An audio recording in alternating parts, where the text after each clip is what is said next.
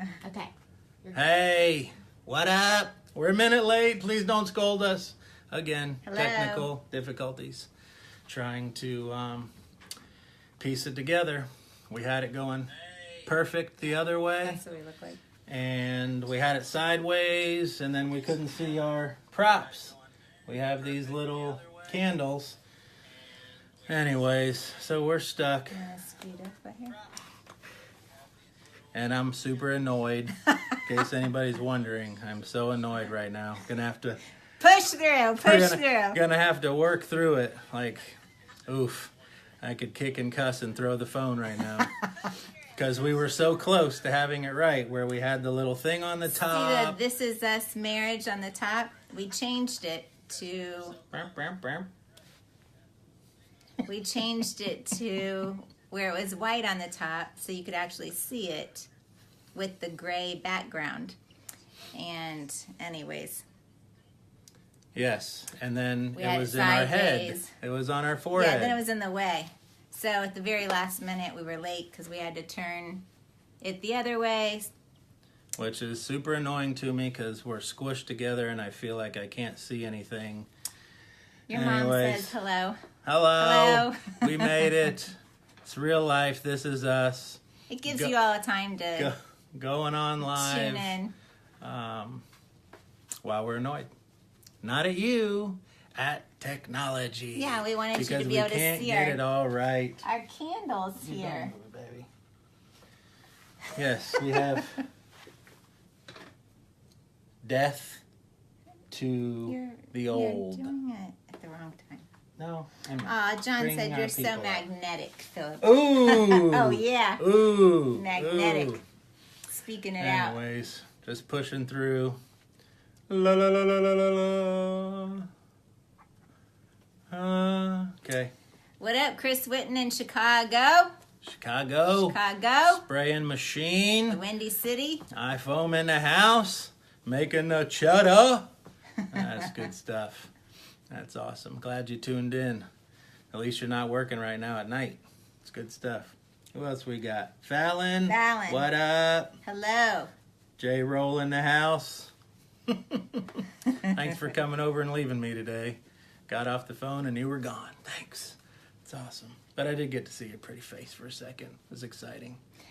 You want to tell people about the See First thing? Or have we figured out Timmy's question about... We haven't figured it out, to tell you where to go, but if you are on your desktop, you got to be on your desktop, and up on the top there's a friends section where it says friends. If you click on that, there is a get notifications, and then there's one that says See First, and that will give you a notification. As far as I know, we'll have to get with the people that are a little more technical. It will give you a notification for when we go live. And eventually we're going to have everything shift over to the This Is Us page. We'll be going live on the This Is Us page and not on my personal wall. But we're just trying to generate and awareness. Build a brand over there where there's some people. But this past video got 4,500 views. Yay! Unbelievable. That's all because of you guys. Yes, pumping for sure. it out there, pumping it out there. Out is all because of you. We're appreciative. We thank you. Our goal is to bring value and be a blessing to people, and that's it. Yeah, serve as many people as possible. Yep, and the only way to do that is with your guys' help. So as many times as you want and as often as you think about it, we appreciate it. Put the little hearts and comment underneath there. I don't know if I was supposed to say it, but where are you from? What you got going on? And as you guys tune in, we like to hear where you're from, especially if we don't know you, to see where you're tuning in from. The spectrum of what's going on and how cool it is that Grace is moving this thing out way farther than we could have ever imagined. Well, let's jump in because I don't want it to be forever. Thanks. Yeah, of course the boys are already cracking on your shirt. Is it pink or salmon? Okay. It's okay. According to Woods, it's salmon, but I'm super secure in myself, so it's all good. I wouldn't have expected anything less from you guys, so it is. We needed to have contrast with the dark background. So that's why we're here in white and pink. Ginger says hello. Hello. Ginger. Hello. Oh, Chris. From Pat Bear. Chucky, what up, dude? Glad you're tuning in. Anyways, we're going to try to make these a little shorter just because I think that shorter and sweeter is a little better, but we don't want to not communicate what we're trying to get across. So thank you for all the questions. They were amazing. Some of them were, like, oh my gosh, we could spend 4 weeks on each question. So with that being said, we had so many that came in. We're not going to be able to obviously get to all of them tonight. So we're going to do this Q&A with P&J or Q&A with PB&J. We're going to... You getting some, baby? We're going to do this for probably a couple weeks to be able to move through the questions. We've got them grouped together so far. And today's question is a really, really, really big one. It's probably what most people had a question on, so it's why we want to jump into this one first. And I'm just summarizing what all the questions were.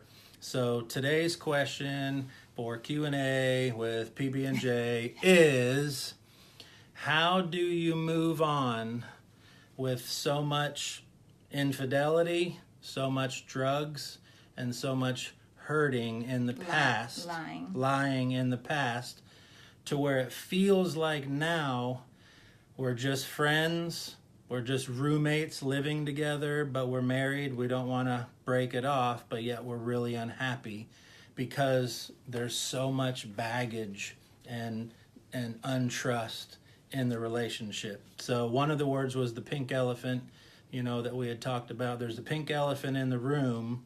And which is different for everybody. Totally. Yeah. And that's insert it trust. where it belongs in your marriage. Yeah. No trust, lack of trust. Yeah. And having so much baggage from the past. How do you start building new memories and new life with so much crud with the same people? So that was like a paragraph question. Hopefully you guys got that. Yeah, and just for the person that asked the question, just to know that you're not alone, I think that's huge, that it's not personal. Yeah, so many questions. Even though it feels personal, obviously it personally happened to you, but just to know, not to be embarrassed. A lot of shame can come with all of that, but it happens to so many people and is damaging so many relationships. So yes, and then you live with it. Yeah, you're definitely not alone in that. Yeah. And a lot of people don't want to talk about it, so part of the healing is in talking about it and sharing and transparency, because it takes a lot of courage to share things like that, which is one of the reasons why we're overcoming totally. in this area and wanting to put it out there for you and be transparent before you to help you in your healing journey. Yeah, because we've had all of it. So again, this isn't from a coaching school. This isn't from a class. It's not out of a textbook. This is stuff that we've lived over the last 20 years of being married, coming through hell, climbing out of it. And then when you climb out of hell, how do you build again when all you think about is where you came from? Yeah. And so that's the question. Thing I wanted to start with that I thought was a super cool, encouraging word is, are you ready? This is my power pause. Your marriage/life. If you're not married, insert life. Your marriage, your life is bigger than your current trauma. Your marriage is bigger than your current trauma. Your life is bigger than your current trauma. That's good. So be encouraged in that it's the long haul. It can feel like everything so weighty, so heavy, so pressed in, so crushed, so broken, that we want to give in. But just to know that just keep going, keep going, keep going, keep going. And keep showing up. Hopefully finding people that you can trust, some people that have gone through similar things that you're going through. It's key. Because a lot of times you can reach out to your friends about these super intimate, intense things that happen in your life, and you get just crap advice. Everybody says, well, if I were you, I would do this. And if I were you, I would do that. And I was even one of those people before I actually walked through some things and thought, if I was you, I would be doing this. Totally. And really, until you're the one in the situation, you don't know what you would do. So it's nice to reach out, even if they're strangers, but for some reason, somehow you read their story or somebody knows them. It's good to just reach out to them for some kind of hope or encouraging word, because a lot of times that's all it takes is to grab a hold of hope to help see you through. Totally. That's what, when I was going through my stuff, that was one of the things that, she really grabbed a hold of is somebody's story, somebody that made it, because we were going through it and everybody was telling her that I'm never going to change and, the stuff that happens. And so she was like, well, if I can find one story of someone that made it, then I can hold on to that with hope that I can make it too. It is possible. It doesn't mean it's going to happen for me. Or that it's going to be easy. Yeah, but the possibility is there that somebody can go through all of that and come out and actually be thriving and not just surviving. Yes. They're not just living together as bombs, kid. As friends. It's better than it ever was. Yes. And you just have a hard time seeing that when you're going through that trauma. But just to know it is possible, even though all your feelings are saying, no way. How? Yes. Yeah. No way. So we're your story of hope. Okay, there is a story being presented before you of somebody who made it, and again is living, having a marriage that's better than we ever thought possible, because we never saw it modeled, we never saw it presented before us. There was never anything like our marriage presented in our whole entire life that we'd seen, especially because we got married when we were 23. I mean, we were kids, and both from broken homes, so it wasn't modeled there. So we're your story of hope. So just hold on to the fact that it happened for us, which means there's the possibility of it happening for you. And our story is different than your story. So we're going to give you a little bit of the story, some things we went through, how you do it, how we did it, but it's not going to be the same for you. Yeah, it's not a formula. It's not a formula. It's a good word. Yeah. Not a formula. And it's about being led for your own life and going on your own inner peace. And whatever that looks like for you. We're not trying to say if you follow necessarily all these exact steps, but there's principles that are there that you can work through and see how your story unfolds. No matter what, it's going to be good.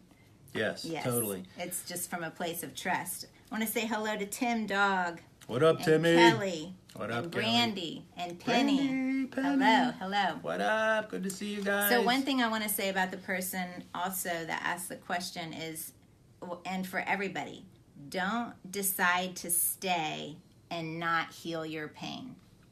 I would say that's a big reason why you're living as feeling like brother and sister or friends, is because you're living together after all of these past hurts and you haven't healed your pain. Yes, personally. Yeah, and I'll say that's something huge that helped us from the jump was laying it all out there, honesty.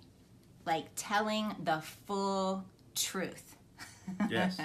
Not like I'm going to give you a little bit because I'm afraid of what you would do if you heard the whole entire thing. But throw it all out on the table. When you're ready to come clean with each other, it's the time to fully come clean. So that you can actually, there's no skeletons. Yeah, get to a place of intimacy and you're not still hiding because you know you only released a little bit of the truth. And then if anything surfaces later to that person here, they had to overcome whatever forgiveness and the one piece that you gave them, and then now they heard another piece, and so it's like a worse injury later because you felt like you already overcame the trust issue, and then you're like, oh, well, now what else is there? So just throw it all out there, the whole thing.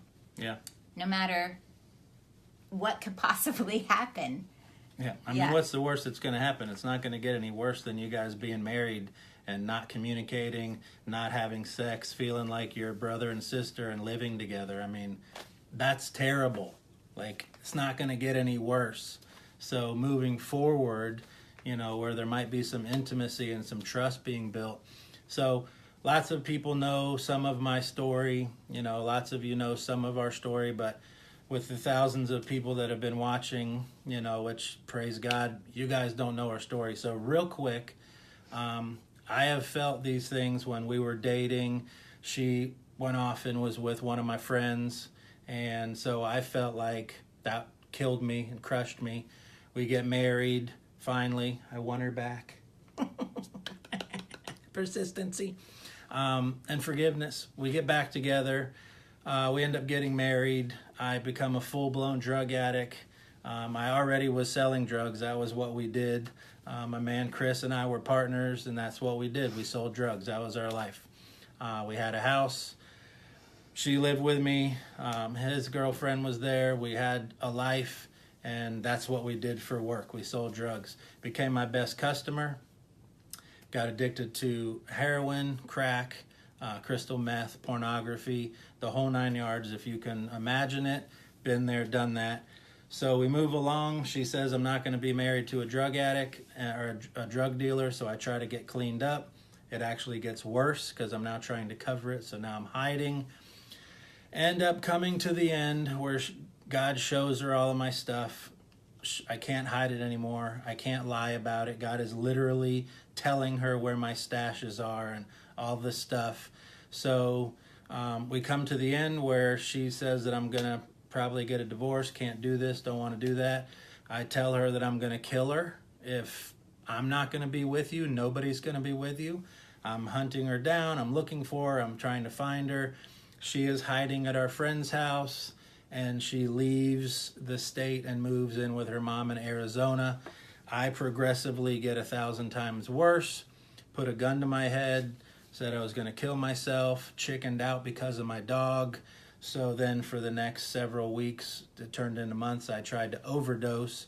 So here's our story. During that time of me being high and doing all of my stuff, she was in another state. I figured I was going to die. I had cheated on her. And so at the beginning, then while we were married, drug abuse, lies, more lies, verbal assaults, unbelievable fights, sticking a fork in my chest, throwing keys at me, trying to hit me with pans, jumping up on my chest, trying to punch me in the face. I'm throwing her off of me because she weighs 100 pounds onto the bed. She jumps back on me. I'm talking about Jerry Springer 10 times. Yeah, Jerry Springer. Listen, I'm talking about we had crazy, cray-cray going on. Fast forward to now, I got delivered and set free. I wrote her a note that had all of my skeletons in it, and I just basically threw it out there like, this is what I did. I want to start over. I understand if you can't. And, not to get spiritual, but there's a scripture in the Bible that says when you put a seed in the ground and let it die, then it brings forth fruit.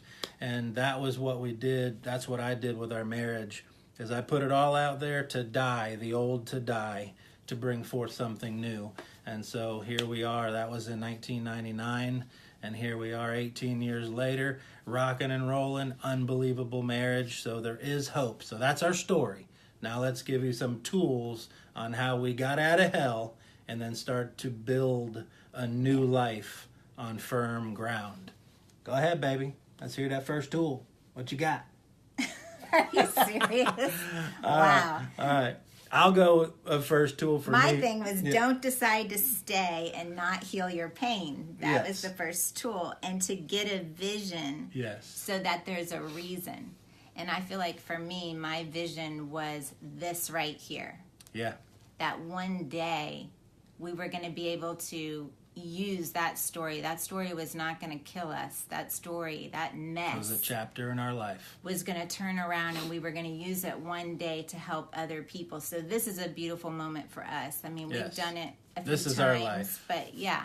This is our passion, this was the vision. Our hope, our vision. Not that, we wanted to go through that, but we did, and we want to bring hope to the hopeless. We want to bring hope to the people that are married and feeling like their brother and sister and wondering if this is ever going to change and how old are we going to get, because there is tools to get through it. And not to feel discouraged if you do feel like friends or brother and sister, you know. Totally. I felt that way with Phil when we went through all of our stuff and I went to visit him, and I literally felt like he was just my friend. It was the oddest feeling. It was just like, no, it was such a detachment.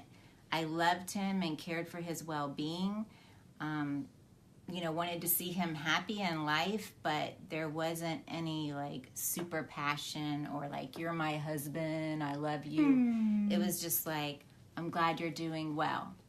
Yeah. You know? I'm glad you're not trying to die. So there was definitely die. a disconnect there and a lack of intimacy in that feeling. So you can come back from that. Yes, totally. Yeah. And the biggest thing for us to have to build back was trust. And that is the elephant in the room, is mistrust. You don't trust each other. You know, whether it's cheating on both sides, cheating on one side, lies on both sides, lies on one side. There's typically lies on both sides. Drug abuse on one side, or continual drug abuse, or, you know, alcoholism and continuing in it. You know, these are all things that are real life stuff happening to people right this very second that nobody's talking about. Yeah, all over. Nobody's talking about it. Everybody's scared of it. And here's the thing in the marriage. So hear this if you don't hear anything else. You not talking about it isn't actually making it go anywhere. Like, there was times in my life where I didn't want to mention part of our story because I thought it was going to bring back these emotions, and it might. But eventually you're going to get to the spot where you can mention things and it just brings back somebody who you used to be. It's not attached with a tremendous amount of pain anymore. But I can promise you one thing, if you don't talk about it, you're never going to get through it. What you don't confront, you can never conquer. Tweet it, post it, put it out, you won't remember conquer it. what you don't confront. Yeah, if you don't confront it, you're never going to conquer it. So you have to sit down with each other, look each other in the eye, and say, this is how I'm feeling. I'm feeling like we're brothers and sisters. I'm feeling like there's this big distrust. So, guys, ego, pride, men, tough, fear, not going to be controlled by the woman. Listen, for me... Fear of telling the truth. Yeah. And for me, it was trust. So I had lied to her, I had cheated, I had been mean, I had done all of the things that I shouldn't have done as somebody who loves her as much as I have. I've been chasing her since the 8th grade. I finally get her, and I treat her like dirt. Like, that's smart. You're real smart, Phil. So we come back to this place of trust.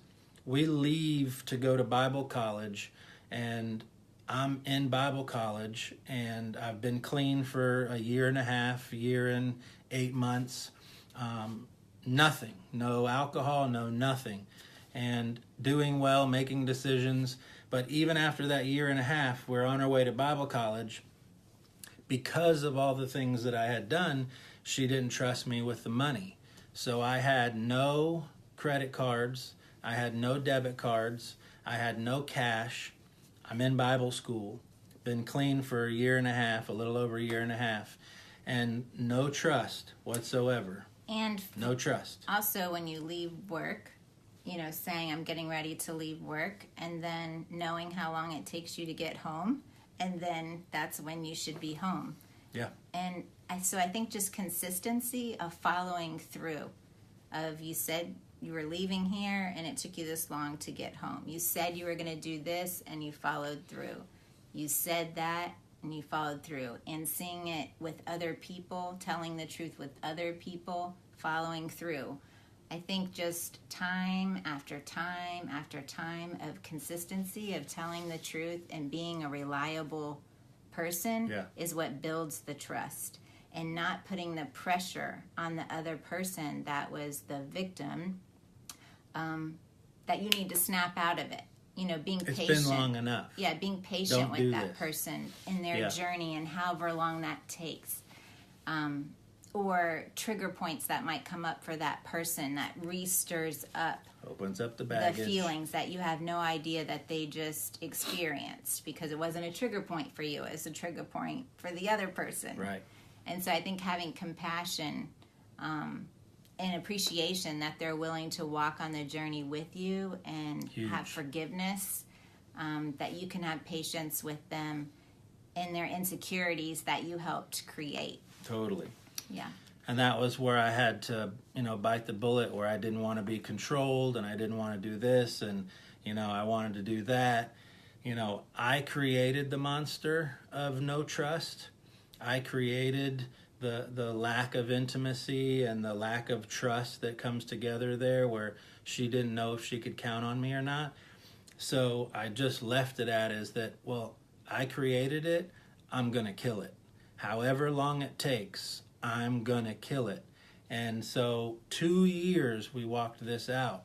And so I need you as the males, to understand that you lie, you cheat, you do ugly stuff just like me.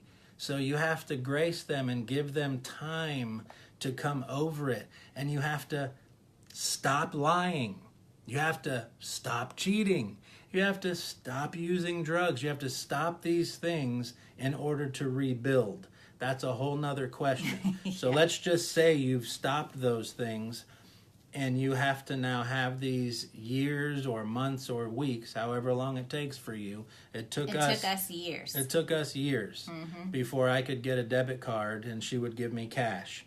Did it make me feel small? Yes. Was I going to show up every day and kill this thing that I created? Yes. So you walked through it. You show up. You walk through it.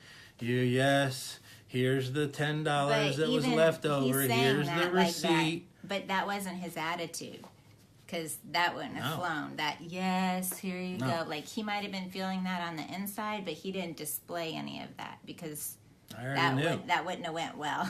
Like, oh, I know you're not giving me attitude about I'm making her feel bad because of something I created. I'm not a nag. I'm just trying to position myself in a place of building trust, and I don't have any. So we're going to have receipts, and I'm going to make sure that you're doing what you say. Yeah. And so years of me coming home after work, about the right time, years of me coming home with the cash and the receipts for the money that she had given me, like $10 or $20 for gas, have to bring back receipt. Years of this, years of me not lying, years of me not calling her names and pulling out the weapons, years of us pulling tools out and trying to do it. And so there was a time there for me where I knew that I was going to kill this thing, and it would be sometime in my life we would be trusting each other again. And it took years. And it feels so long when you're in it, but to think now that we've been married 21 years, it feels like, even though it was monumental, it was such a small sliver compared to all that we have today. And we have so much more ahead of us. Yes. So it's definitely worth the investment of the time to put into it for change. Yeah. And that kind of digresses onto the platform that you're going to build on. You have to genuinely want to make this work. Yeah, you decide. You have to decide to heal.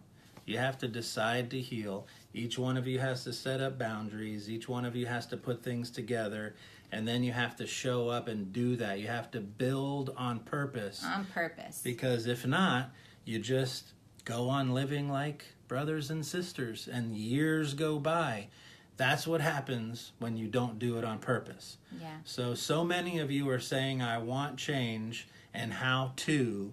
So we're telling you how to. This is how you do it. Tell the truth. Tell the truth. Tell the truth. And then tell the truth. Yes. And then tell the truth. And don't be mad and bring shame. Don't try to don't make the other one feel bad, like she was saying. If I was to try to put that on her, I've created it. She doesn't need to feel bad about it. And now my part in it is not bringing it up every single time. Bring it up. Well, you did this, and we'll remember this, and still bringing that attitude from what had happened. like leaving that behind. We all know it's there. We all know it happened. We knew it happened. I didn't need to bring it up every time. And if we wanted to move forward, then I was going to have to not bring it up, especially if we had an argument the next time. You know, you love to bring that stuff back in. It's it all back it's not going to work. It's not going to work. No. So sometimes it just required being quiet because we didn't have any new stories. We didn't have anything fresh in the very, very beginning. All we had was junk. Yes. So there was quiet time. Lots of luggage we brought in from the past. You know, it's amazing how you don't realize how many times you talk about memories. And we didn't talk about any of that stuff. So it was just being quiet or reading or finding something fresh to share with one another that's in the now. Or again, going back to getting a vision of your reason why you're moving forward and being that team and seeing each other as a team. Instead of constantly going back to the stuff and trying to dissect it and tear it all open again. No, leave that junk back there. Because remember, you've decided you're going to heal. You're going to move forward. Going to move forward. So we're not bringing that stuff up. Turn the page. Yeah. What's behind, leave it behind and start making new memories. Start building on what we have. And that's you guys showing up with love that you want to build. Because it's got to be on purpose.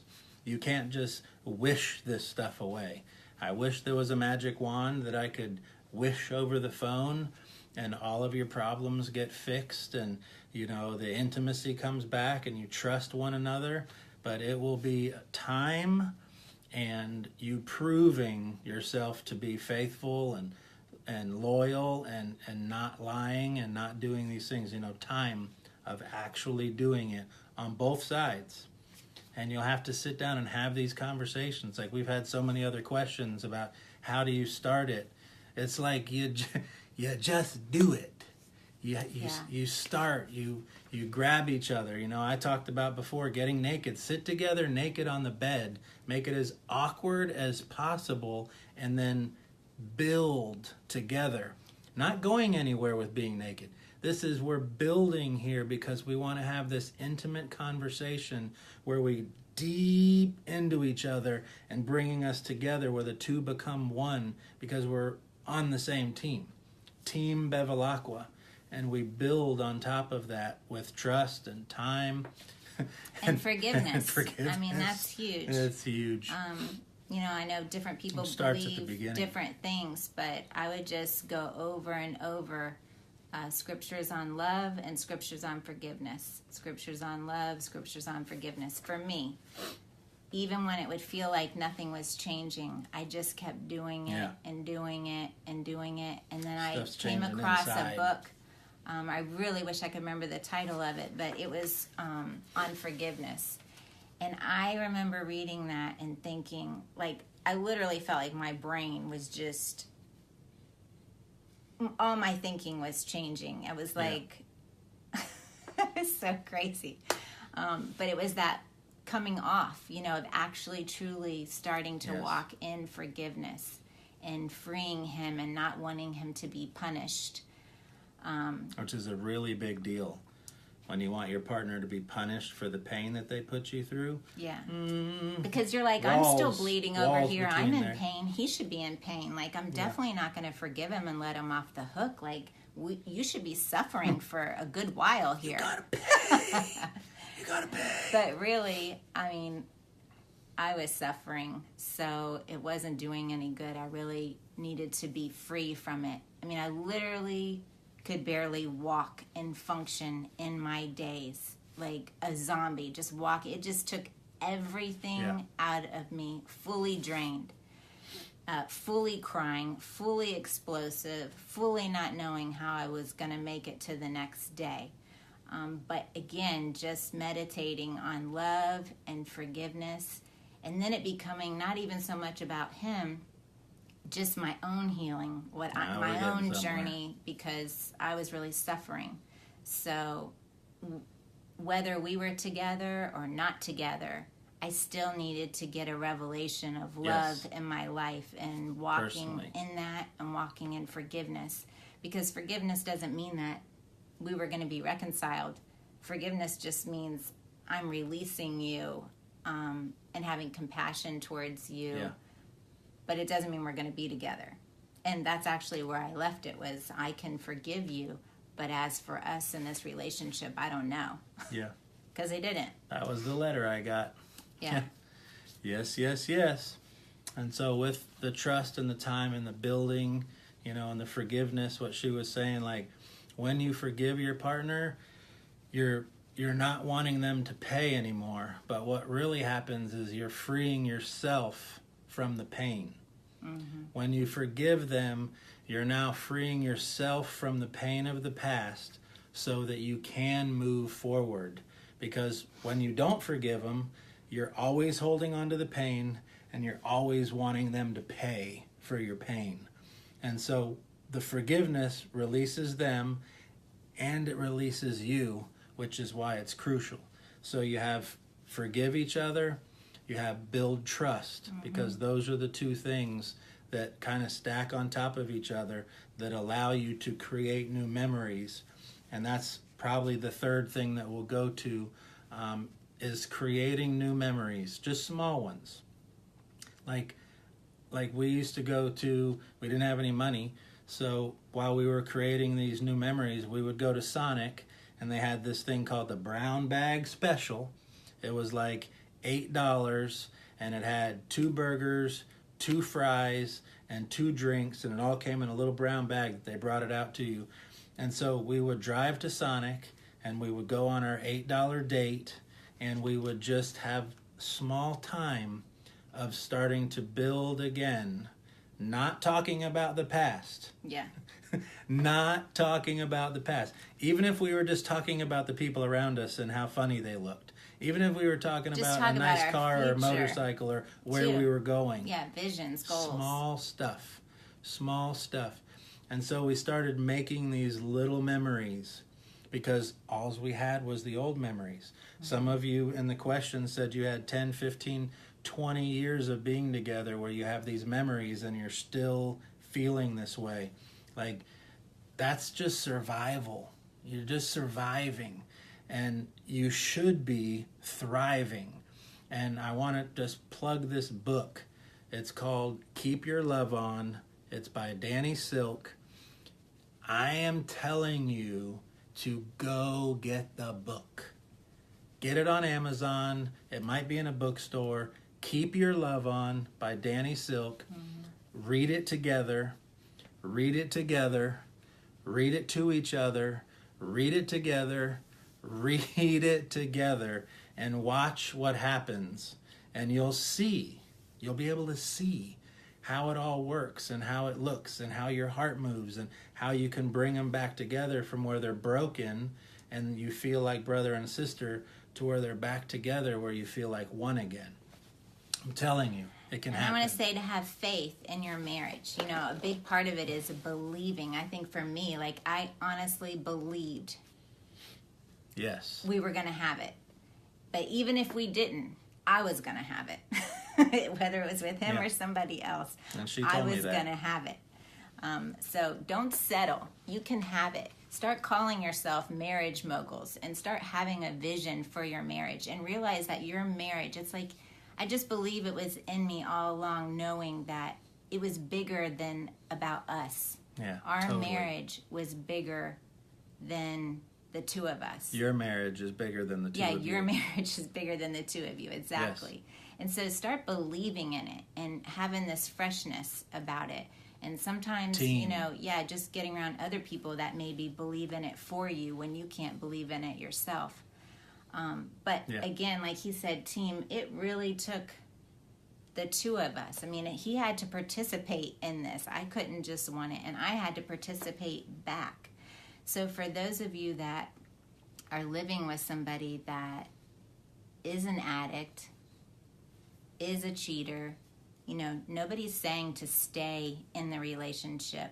It takes actively two people that are willing to make those changes. Yes. Otherwise, I suggest you strongly need some boundaries in your life. Which we'll get into another time. And that will be, another time. And I wanted to say, remember, because a lot of times we wear a lot of stuff when the addict isn't changing for us, that the addict isn't saying they don't love you, just like he was saying, I've been chasing her since the 8th grade. Now I finally got her, and look at how I was treating her. It's not that he didn't love me. And a lot of times I think we can stay in the relationship thinking your love is strong enough, or that if he just loved me enough, it could change. They are saying they don't love themselves. And that was so true. If I could distance myself and just see him through fresh eyes, that it wasn't about me. It was about him and his own journey and his own pain and his own identity and things that he needed to deal with. Yeah. To get healing, and so that he could love himself, which in turn allowed him to love me well. Yes. Instead of staying in a relationship and demanding this kind of love that... Or ultimatums and things that come he with wasn't control. Even giving himself. Yeah. And that's the story. Addiction isn't a disease. Addiction is a coping skill. It's a way to deal with good. pain. Say that again. Addiction isn't a disease. It's a coping skill. And so how people become no longer addicts, like, I never say I'm a recovering addict, because I'm not. I'm not a drug addict. Like, period. I'm not recovering. I can be around it, and I don't care about it. Like we get this. It's not a willpower. It's a deliverance. It's freedom. No strings attached, because I love myself. Yeah. And when you come to a place where you love yourself, and you see the beauty of yourself, and you see yourself as a masterpiece, and you see that you're one of God's creations, and he don't create junk, you can start saying, oh, yeah. And then whatever the pain is, whatever the hurt is, whatever the stuff that happened, whatever all of the stuff is that we try to cover and mask, those get cut. And so you're free to be yourself, which is not an addict. Period. It's not an alcoholic. You're free from those cords. And so we just, we encourage you guys to believe in your marriage and say these things. Your marriage moguls. Yes, your marriage moguls. I don't care what it looks like. Yes. You have a story for somebody. You have hope to bring to somebody. Our marriage is powerful. One day we're going to be sharing this story of hope and love to people. Yes. Literally, I would Brown say bag one special. day This we're is going what to we're be doing. sitting on the other side, and we're going to be sharing with people.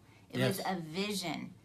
We're living self-fulfilling prophecy right now. Something Even though my she said husband 15, was out 18, 20 smoking years crack ago. and doing heroin, and I lived clear across the United States. Yeah, because I was going to kill her. But this was the vision. Yeah. And so have a vision for your marriage and believe in your marriage. Get a board. Yeah. Get a go get you a brown bag special and sit home and cut stuff out of magazines and put a vision board together, a dream board together of what your marriage is going to look like. Again, people have asked so many questions, like, how do you start? And to me, it's like these are the tools and the things that we're giving you to start. You just have to start. You can't mess it up. It's already terrible. So just start. Like, we try so hard to make it perfect, but it's a mess. Mm-hmm. So just start, man. Just hit that thing in the head and sit down, get in the tub, stand in the shower, go outside, be at wherever you want to go, where you can be intimate, but yet not be, distracted by other stuff. And just start dreaming about your marriage. Yeah. Start having these conversations. How about this one? Apologize. And not make excuses. No excuses. And then don't do it tomorrow. Like, apologize for being a tool bag. Apologizing for cheating and for doing this and doing these things. And then watch what happens as forgiveness from both sides come and you start bringing this back together. I'm telling you, the power of love trumps anything. And you guys have love, which is why you got married to begin with. So don't let the circumstances push the love down. Trauma. Don't let the current trauma. Let it grow up out of that and just start talking about it, believing in it. Teamwork, showing up, doing nice things, even if it's writing a card on a note, just doing little things to start building new memories and not talking about the past, but talking about where you're going. Yeah. Because this is the thing. You can't change the past. You can hope for the future, but you can live right now. And so right now, you have to start doing things. So one of the things that we do is... You want to talk about this guy first? Well, it's kind of what you were saying. Okay. Yeah, this guy, some people might think... Isn't he cute? Some people might not like him. This is my friend. Like, I love this guy. He is super cool. I bought him because... And he sits on my counter next to my bed on the nightstand. Every time I look at him, this reminds me of my old life. Dead. This reminds me, every time I see it, of my old life, who I'm not anymore and who we're not anymore. And it's like, oh, it's such a beautiful reminder of hell. And that I never want to go there again. It's a beautiful, crystal, sparkly, shiny reminder of I'm not going to cheat on my wife and lie to my wife and go there because I'm lying and cheating on myself. Because this guy is dead. He's dead. He's gone. And I open it up and I have really cool stuff in there that I like. It's my life. It's all dead. A reminder. And so you might think it's weird. You might not. Either way. It's okay, Jess. You can go back and watch it tomorrow. She just hopped on, too. It reminds me of who we're not anymore. And then these things, we do have this. Our candles here. Oh, you know what? I forgot to... hold on. Hold We're getting on. crazy. Ooh, intimate. Hopefully you guys can even still see us. And I wanted to play that song. There it is. Perfect. Yeah, Oh, so no, it's perfect. We're showing you a tool. We meant to make it dark, just in case you were wondering. Yes, because we're getting intimate. In our bedroom with all of our favorite people. Hello! We're putting ourselves out there for you. Yeah, and so these are things that we do. Whether you're a believer or not, it's fine. But get to a place where you are being intimate with each other and put on some music. We're going to play some music. Hopefully you can hear this. Yeah, you'll have to turn it up. This is a theme song, so we want to share it with you guys. Maybe it's something you could listen to tonight together. It's by Sade, and it's called Nothing Can Come Between Us. Turn it up. Set it like this. So, hopefully you can hear it. And we're going to take communion. Here, baby. And you can just have a piece of bread. I mean, obviously, we have the real deal here, but... Oh, yeah. Real you deal. can just grab some bread. It doesn't matter. And something to drink. And again, whether you're a believer or not, this is just how we choose to do it. And we take communion with each other, and we look at each other, and we talk deep into each other's eyes. And we whisper sweet nothings, thinking about the past, that it's dead. And... how amazing God is that nothing can come between us. You choose. You make the decision. You can move forward. You can. And you will. Start believing in yourself. Love yourself. Start believing in your marriage. So we take this as the body that died for us so that we can have life. I like you. It's really funny. What we have is strong and tender. In the middle of the madness. Hold on. You don't want to hear me sing. This is good right here.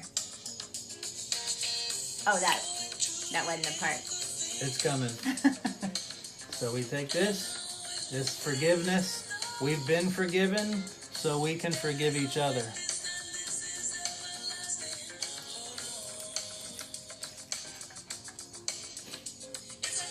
It's about faith. It's about trust. Trust. Faith and trust.